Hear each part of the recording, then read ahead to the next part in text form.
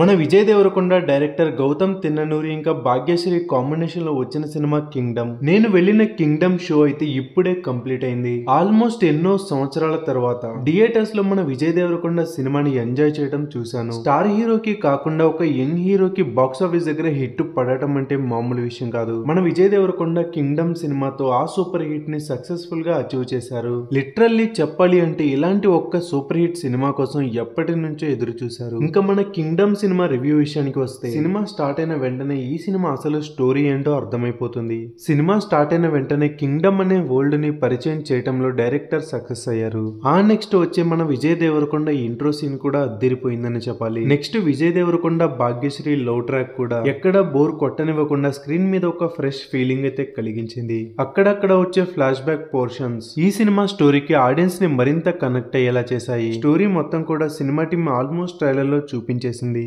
ఇంకా second half start అయ్యాక అక్కడక్కడ కొన్ని ఎపిసోడ్స్ అయితే అద్భుతంగా వర్కౌట్ అయ్యాయి. ముఖ్యంగా సెకండ్ హాఫ్ లో వచ్చే సెంటిమెంట్ సీన్ జెర్సీ సినిమాలో లానే ఈ సినిమాలో కూడా మన డైరెక్టర్ గౌతమ్ మార్క్ అయితే కనిపించింది. ఇంకా ముఖ్యంగా ఈ సినిమా క్లైమాక్స్ రీసెంట్ గా మన టాలీవుడ్ లో వచ్చిన సినిమాల్లో one of the best climax ఈ సినిమాదే అని చెప్పాలి. ఇంకా సెకండ్ హాఫ్ కొంచెం స్లోగా ఉన్నప్పటికీ కూడా సినిమా మొత్తం అద్దరిపోయిందనే చెప్పాలి. బాక్స్ ఆఫీస్ దగ్గర ఇలాంటి గ్యాంగ్స్టర్ డ్రామా వచ్చి చాలా కాలమైంది.